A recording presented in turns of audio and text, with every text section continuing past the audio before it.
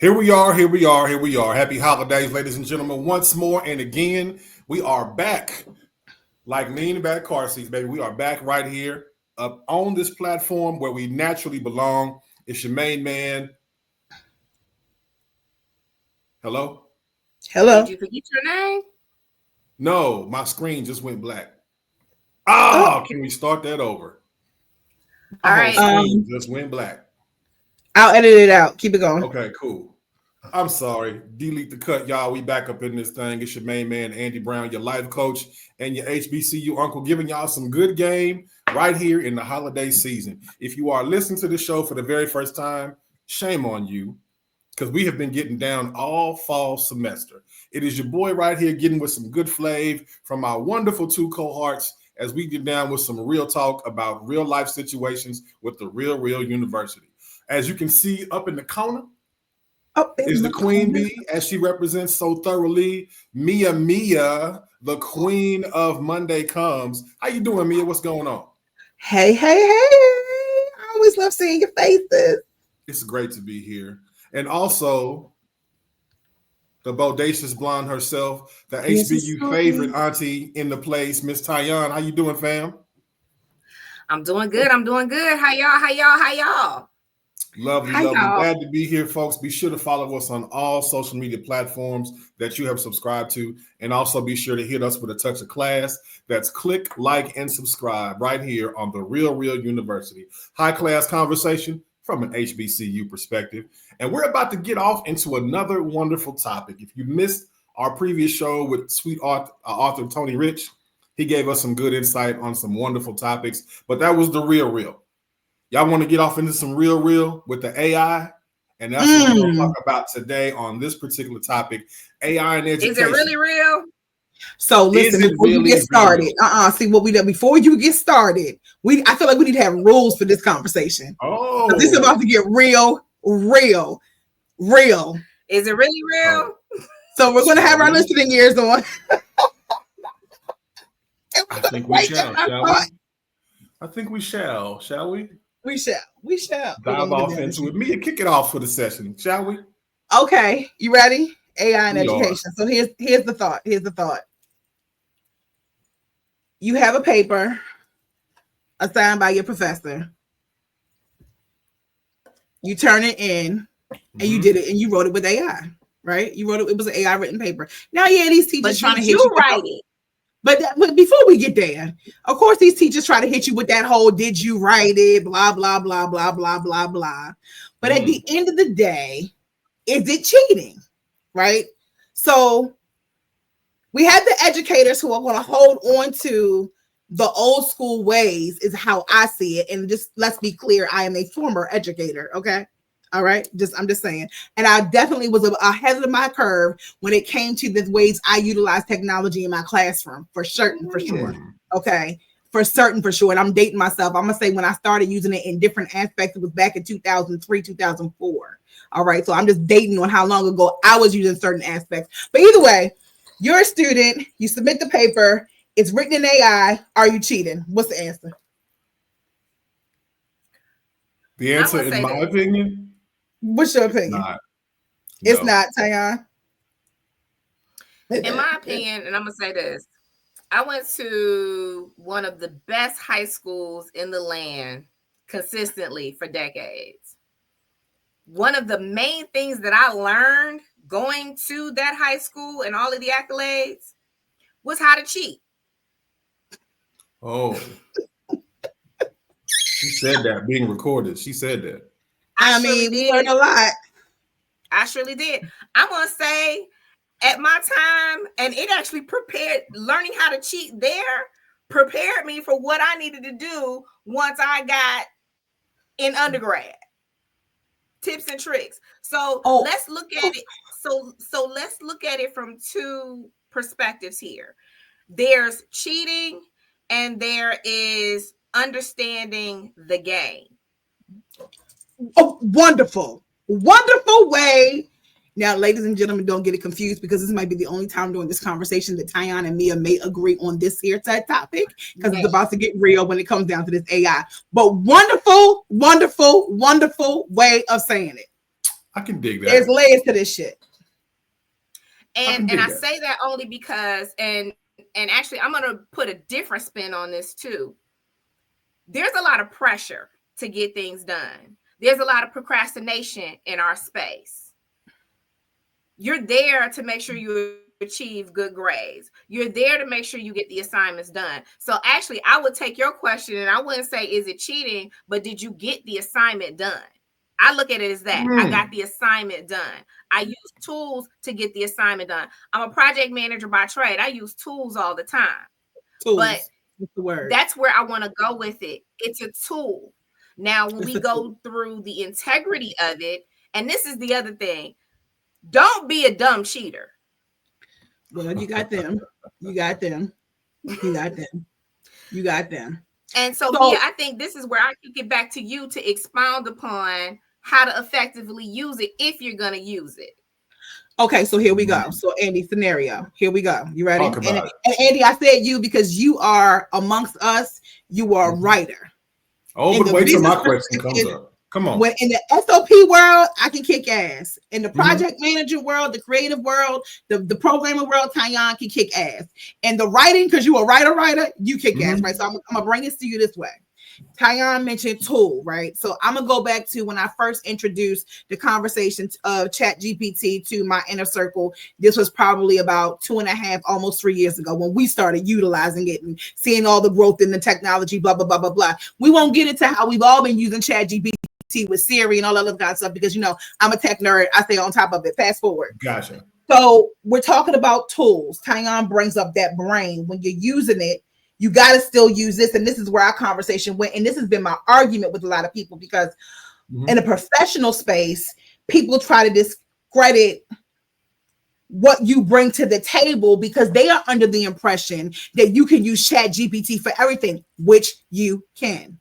But to Tyon's point, you still got to use the brain to work through GPT. You got to use the brain to see what GPT is outputting, and you still have to put your own sauce into it. You still have to put your own flow into it. You still have to put your own rhythm and your own knowledge into it. So where you can prompt your life away, your heart away, whatever you want to call it, as a tool for the procrastinator, the person who may get stomped a little bit, for the student, and the task-oriented world in which they are in. As a tool, from a writer's perspective, how do you look at it?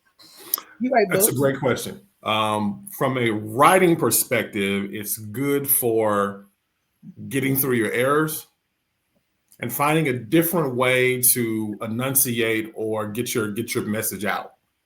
Right? Okay. Because your mind is saying one thing, but what comes out to the reader is something totally different. Okay. So it's a good way to expand on what you're already trying to articulate. I like it in that perspective. But for the classroom, how do you grade AI, right? Where do you go wrong? Where are you correct? And how are you genuine in your thought process? You adjust the rubric.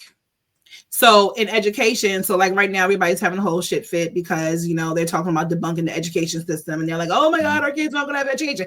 Our system has sucked. It needs to be debunked. Now, I think something else needs to be developed or redeveloped. But our system sucked. The truancy rates in these cities, the level of intelligence that these kids have, it sucks. So the education system hasn't been doing shit anyway. Let's hold this right here at this point. I got hype. Let's hold this right here at this point. Watch me bring this full circle. And Tyon's finger is up. I'm gonna touch that finger because I'm gonna bring it. I know where you're going. Where I'm gonna say is this: a fable has been said. Every generation gets weaker and wiser. Right? This is more of the microwave process. If our food process has come easier, if our working habits have come easier, because ain't nobody frying chicken no more in the house. We going through the drive-through to get that bird and dine from the chicken. So are we lazy in the kitchen? Yeah, absolutely. That's why we dine from the food we eat. So how does that now correspond now into that AI world? Because you want things to be a little bit easier, a little bit better, and a little bit more efficient. But Of how do course. you grade this? How do you judge this? How You do you critically change. say that this is your thought process, AI? So you change. And that's one of the things, if you notice, has become consistent in our conversations with each other. The need for folks to change, pivot, rearrange, whatever the word is we're using. You got to change, right? If the system ain't working, you got to change. You got to fix it. You got to repair it, which means that you have to reintroduce it. Now, Tyon, you had your finger up, so I know that is that. I'm sitting here waiting to say what I got to say, Faith. I know it. But before I go off on that tangent, Tyon, I want to hear your point on that. Let them have it. Let them have it. I love so Brother Andy asked how you grade AI. You're not as a professor in the classroom, as a teacher in the classroom, I should not be grading AI. You're not grading AI. I need to be grading the progress of my student. Now, depending on what that course is and what it's being used for. Say I am teaching the fundamentals of grammar. I am teaching humanities. I am teaching all of these grammar and English-based classes. I am teaching you how to understand theory. But if you are using a tool to cheat that system, I can't grade the tool and I can't grade you. I'm supposed to grade you. But what your output is not an original idea. If you don't have the structure there, if I can't understand how you as the student comprehend what I am teaching, then no, I definitely can't grade the AI. I got to grade you. And in my thought process, you have failed on all of that because what you have provided is not your original thought. It is not basically reiterating to me that you understand the concept of flow. And is it really you learning or regurgitating? Okay. And again, you're regurgitating something that, again, some bot has created. Okay. So again, it is not your work. So to me, I think that goes back to the issue of plagiarism a little bit. So here we go. We talk about redoing how things are done, right? So where I used to grade the output of the paper that you wrote and you had to read the book in order to give the output. I'm about to come full circle with this one. You're not grading the paper. You're grading the prompts because you still have to know what you're asking of AI. So again, it comes with the understanding of sometimes we got to change things now, right? I remember reading the damn Canterbury Tales and I didn't give a shit about Chaucer, right? And I had to read the shit twice. I had to read it in college and in high school. Okay. Really don't get it. I really don't understand it, but anyway. But I can't ask AI to give me an output if I have no clue what Chaucer was talking about, which means I had to do what? I had to read the book. Or Mia, because we're going to talk about when we learn how to do things. Mia probably would have said, give me a brief description or a brief summary of the Canterbury Tales. And then I still had to do what? I still had to read the summary. And then once I read the summary, I got to think my brain of what is my next prompt so that I can get another thing out, another piece of output out, right? So then I read that output. So you see, I'm reading, I'm engaging, I'm reading. So then I get something and I got to put another thought out. My issue is for the last 20 years, I'll give grace, I'll say 15.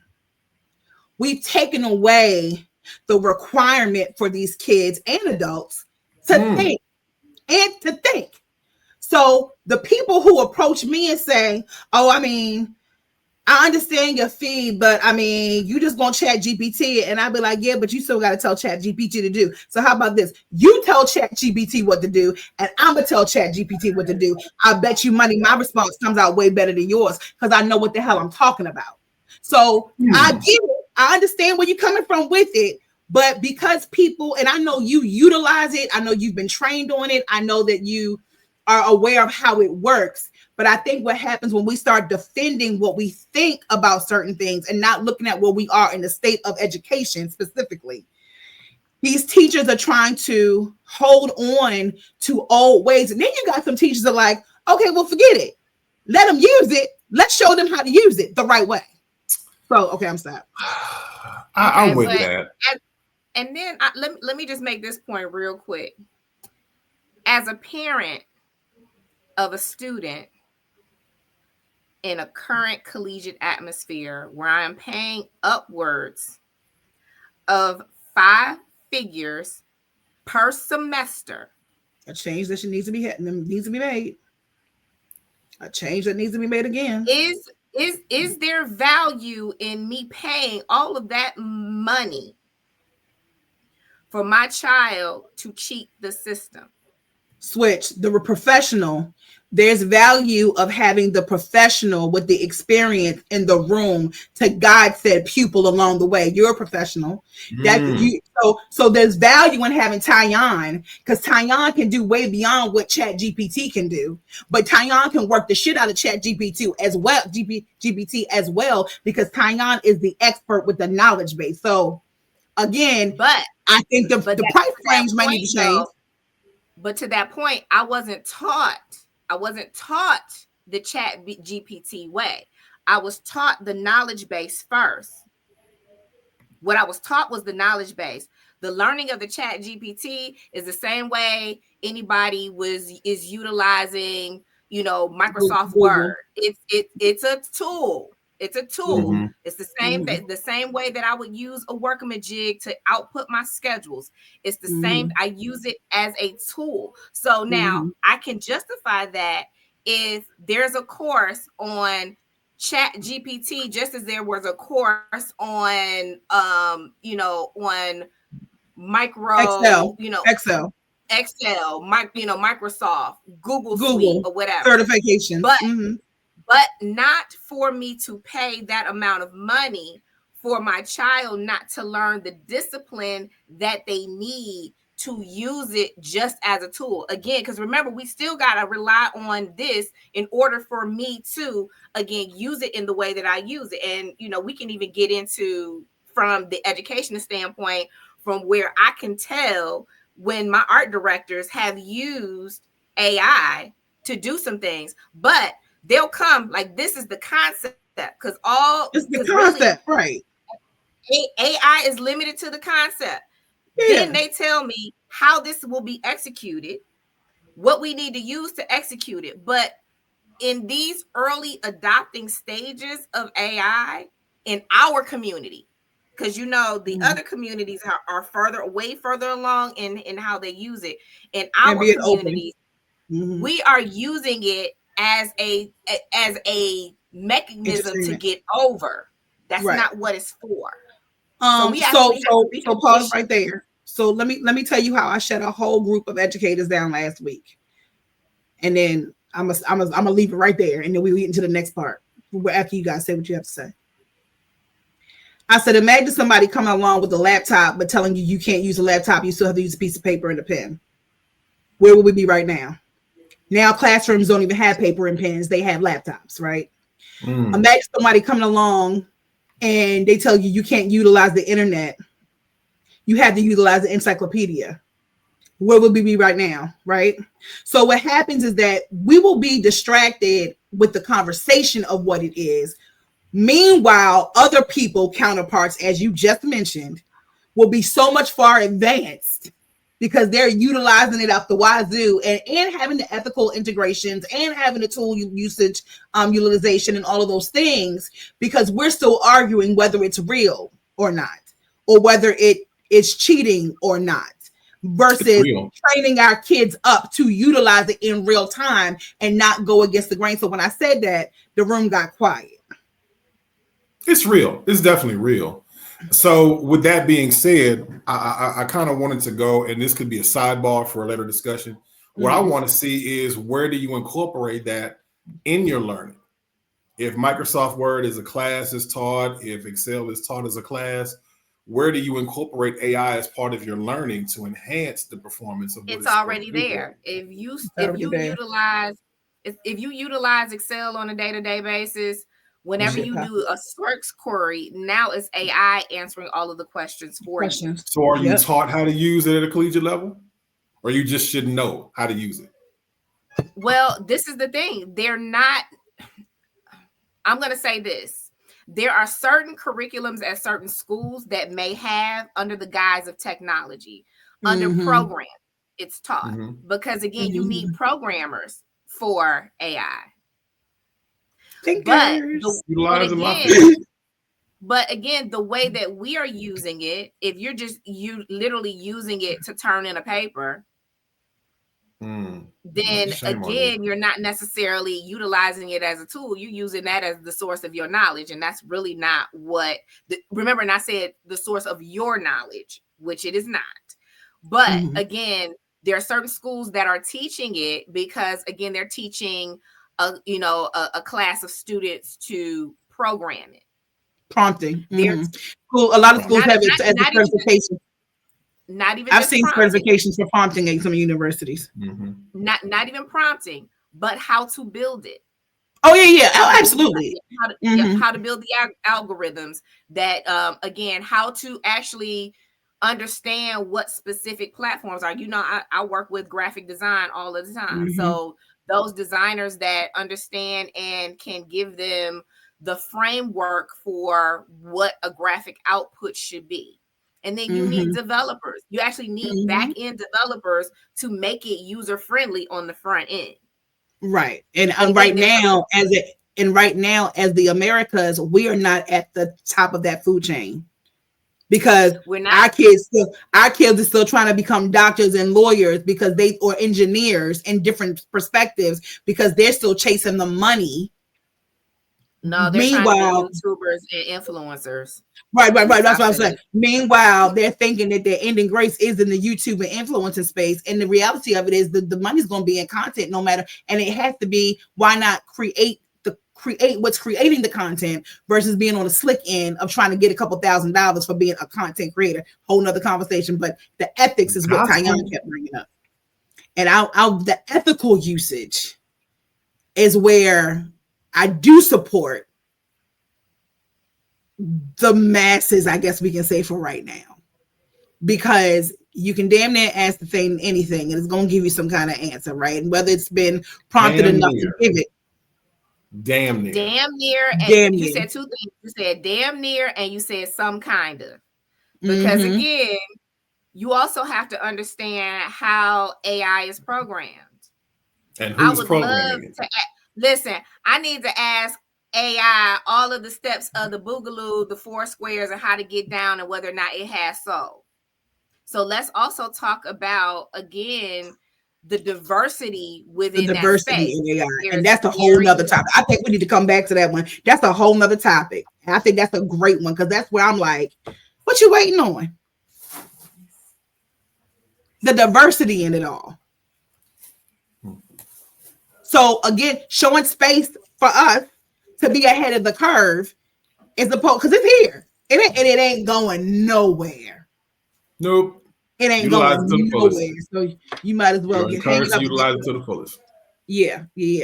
So, but then also, like I said, I want to also touch on again, and my personal thoughts about it, because again, when we talk about the dumbing down of America, and y'all know I will get on my soapbox and talk all day long about the levels of mediocrity going on.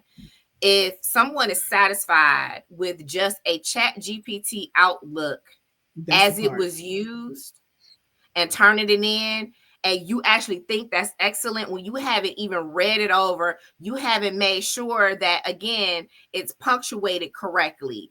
Like I said, I actually have to use it for scripting, for voiceovers. And when I hear what the output is, I'm like, oh, Lord. So then I have to go back in and understand and figure out those prompts to make it say what I want it to say. See, that's the thing. I'll go in to make it say what I want it to say. A lot of us are just like, well, it's just done.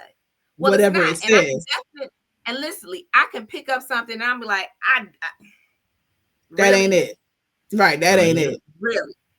And then you start your own brain, your own thought tank, and you start saying, okay, this is, I like this piece, I don't like this piece, I don't like any of this. You have to use this thing right here that we've been programming you not to be able to use for all these years, where we're the generation of the thinkers.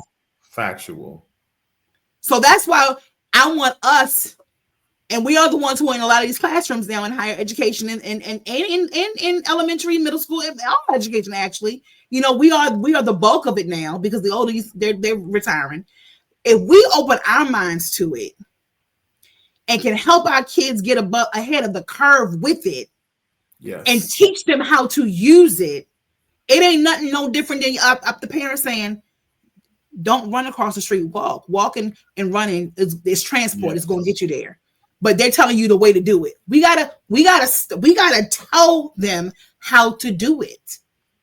It's supposed to argue. At the same time, like I said, the way that we're going with everything being quote unquote easy, again, that bar then gets set so much lower. And what? But it should be it should be more extraordinary. Because to me, but it should be. But if we show them how to do it, it is, because we're showing them. If we show them how to do it, but we also, and not only that, it's not necessarily showing them how to do it, showing them where it is useful, and that's it. Because it's not useful in every place. It's not. Because when these fools get to using ChatGPT for crazy pranks and all of that, next thing you know, again, ethical usage. Ethical usage. And if ChatGPT told you to jump off the side of the bridge, would you do it? Well, you got to read it first. Mm-hmm. You see what I'm saying? But you know what I'm saying? You said something key. You got to read it first. But if they're not being taught to read, if they're taught literally everything that they need to do is prompt with voice, and half the time, because we're not actually speaking to our kids anymore, they're not getting the full grasp of vocabulary anymore, then how are they going to be able to use it? There's still basic fundamentals that we have to go back to as a society in order for us to continue advancing. Ding, ding, ding, which goes back to what I said. You got to teach these kids to use their brains. So, but for the last 20 years, they come out the body, and you giving them the iPad. You know what I really want, you give them the iPad. They got the iPad, know how to work the thing at 2. Versus some parents I know tell me, well, you know, my son was learning, he knew how to read by 2. So you got some parents who are understanding their role in educating their kids, and you got some parents that are still relying on the education system to educate their kids, and those are the ones who are struggling, because there's a part of education.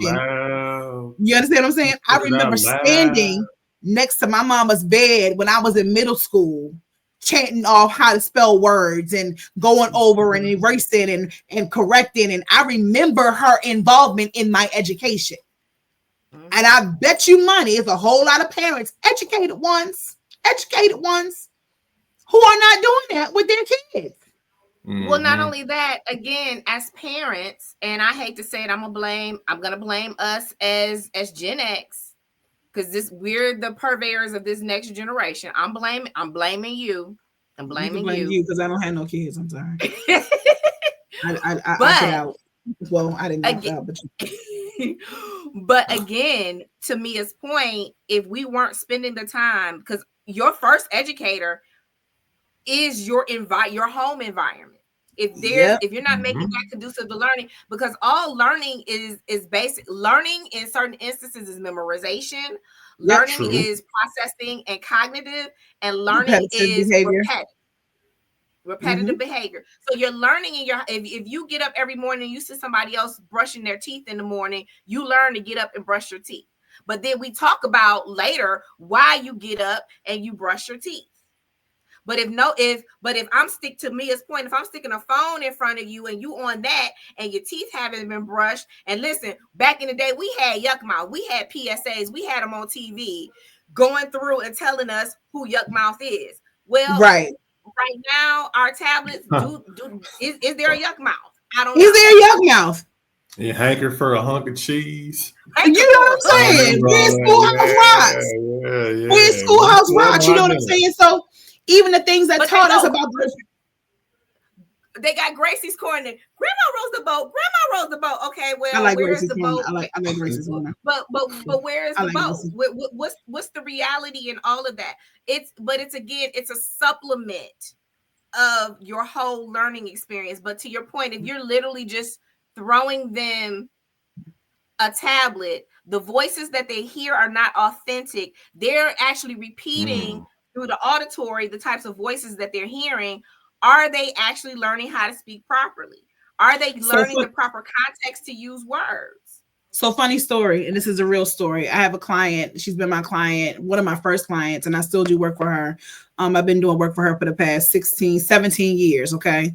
And so she was in education in a very well-known school, respectful school in DC, named after a very notable person who just happened to be a poet laureate of this country who is no longer alive anymore. So you can figure out who that was. But she was at that school, and one of the founders of the school, one of the people who worked at the school, was so adamant about the kids utilizing the internet to do their schoolwork. Okay. Mm-hmm. And her argument was, which she succeeded, was that instead of being upset with them about their usage, teach them how to use it. So she developed an entire program, which was actually researched by Howard University, to be honest with you. She developed an entire program, and what she utilized was music as the muse and the usage of the internet as the device, as the tool to teach the students how to utilize the internet properly. Okay. And so she did it on a time system. She did it on a knowledge system. So there's certain things that she said, like there might be a certain amount of time to find certain information, but you had to use the internet, right? She said, because why are we still making kids memorize things when you can look it up? Everybody Googles. This was 16, 17 years ago. Now where are we? Right? Everybody Googles, right? So these are the same people that she did this class, and she did it in DC. She had a client in Pennsylvania. She had another one somewhere in the Midwest. I can't remember the country, the town, and she had one on the West Coast, right? Those children, she followed them because it's all about the data, right? She followed those children and the workload and the capacity of the work that they were doing based off of what they were doing on the old system. So she was really an innovator. Surpassed the students' capabilities of using their cognitive skills because they had to think about what they were doing to get the answer she was looking for. She totally changed the game. So what happens? Fast forward, COVID hits, right? And we're trying to figure out how to capture these kids at home, online, blah, blah, blah, blah, blah. But she had already gamified the process. So who do you think was getting all the phone calls during COVID about how to engage students? School systems were calling her, asking, because now it's a state of emergency. How do we engage them? And so I'm saying that to say that, and I started off this way. We've got to learn how to change ahead of the curve as opposed to being late. So if it's ethics, what year are we in school when we're learning ethics? I hit it when I was in high school. I hit it again when I was in college. And then I also had business ethics. So I think I had about a good 3 or 4 times. And then we got some certifications down the road professionally, whatever. But to Tyon's point, if we focus on what we don't want them to do by teaching them what we expect of them, the bar can still be high. The outcome can still be great. But we're just showing them how to utilize that tool to the best of their abilities. Agreed. Because it ain't going nowhere. Yeah. But get some understanding of how this thing really works out, because it's just gonna go next level. And by the time you really think that you figured it out, that material's outdated and something new is gonna be designed. Exactly. You just said it, Andy. By the time that everybody figures it out, because everything right now is on the next path to something new. Right. And one of my pieces of advice that I give to anybody to make sure that, again, that they are still equitable out here in our capitalistic society is making sure that you're keeping up with what's next. Right. You always have to stay 2 steps ahead if you want to be in a place or a position that you're still thriving. And notice I did not say surviving. Thriving. That you're thriving. You have to literally be 3 steps ahead. And that is one of the reasons why I enjoy what I do as a marketer. Because you have to always stay ahead of the curve. Yep, is a very innovative field. And it also keeps me in tune with all that is trending out there, because regardless of everything that is out there, it has to be marketed and sold because we are in a capitalistic society. The consumer. Yep. So this is one of the things that keeps me abreast on all of the things. And then that's where I can understand what my next pivot is based on, again, and I say that, Mia, don't I say this all of the time? Economics. Come on. I don't care if you study that with an abacus, or if you use jet fuel in your typing to understand economics. Economics is going to be economics. That shit has not changed for billions of years. My daddy said numbers don't change. The numbers don't lie. That data, but you gotta understand what's next. What's next in this economy in order to, what did I say? I said thrive. I didn't say survive. Survive, right. I agree. I love it. I love this conversation. I think I definitely want to come back to the table and have another conversation that could really tap into where we are when it comes to cultural aspects on with AI. I don't think this is our last AI conversation, and I'm sure we can have just as great as an in-depth conversation about that cultural thing, because I'm still waiting for one of these voices to sound like me. And then somebody said, my father, to be specific, he said created. I said, okay, Ferg. That's the world I come from. Mia, I could tell you day in and day out. Guess we're gonna be having extra PTO days. My challenges this year alone, in the 2 places that I have been employed this year, where we have had campaigns based around AI, and again, making sure that realism is there. Now, this is in my experience. I'm gonna say this right now. In all of the tools that I have used, that realism still isn't there. I still have to make sure that, okay, whatever you output, I need an illustrator to make it really look authentic. I need a voiceover who can really make this sound like it resonates. I need a translator to make sure that the dialect is perfect in all of this. So I still need other things to make it as real as possible. But that don't give away all your ideas, Sion. Don't give away all your ideas, man. Right. It's one. Remember me, it's not an idea, because again, we 5 steps ahead of all of this.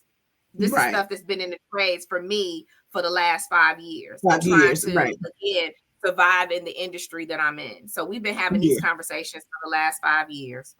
Yeah, it's just I'm excited to watch how it moves. Obviously, there's going to be a lot of policy and regulation that comes with it. I do believe that the play that they're really trying to make with this whole removing the education situation, they're going to try to put some kind of bot in there. But the reality of it is a lot of parents are taking their kids out of traditional education already. Yeah. A lot of them, they never went back. And guess what the state said? Fine with me. They don't want to be bothered with your kids. They don't even care. And so whole nother conversation. That'll be another part of the conversation. But this was a great conversation. I just think that I stand 10 toes down on that ethics part, but everything else, I'm with it. Let's push it. Let's learn it. Let's be a part of it. Let's not be last to the plate. Let's not do it. Let's not do it. New year, new dreams, new vision, new goals. New things to obtain. Yeah. And it will not be AI generated. Hey, it will not? Or will it? Nah, live in the reality of the world. You can generate that AI world right here in front of you, but everything else around you should be a living factor of how you live your life. Living and breathing. Or is there a balance? What's real? Is it really, really real? Oh, there is balance. Is it really, really real, Bill? Is it really real? Yeah. You got to get it up here first. Before the ice goes out there. If you don't get it up here, you ain't going to get it down there.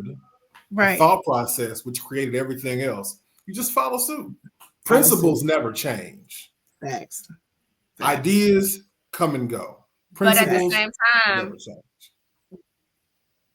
but again, I just hate to say it and sound cliche, but right now in this era that we in, common sense ain't so common because We where's don't the teach. commonality? We stopped teaching it. Yeah, we stopped teaching thinking. We stopped teaching Actual thinking. So we're going to facts. see, but that's a good one. We can wrap it on up because I think this will go on. Stay tuned. The Real Real is Come back bringing for some some things more. for you. We're getting ready and revving up, and we have some great voices that will be joining us as we start off our new year in 2025. But as we end this year, there's goals, there's ideas, there's ways, there's thinking, and we are here to have the real conversation because at the end of the day, everyone's affected by all of these things that we're talking about. And if you're in school or you have a child in school, you need to be aware of what's going on. Period. Mhm. Period. So Look, listen, here learn, we grow, go. and get it. Be real, Oh. real with yourself, self. But you're real with yourself, self. That's a good way to end it. Be real with yourself, self. All right, folks. Whoa. Okay, let me stop. Okay. All right, guys. Have a good one. Bye. Adios. Listen.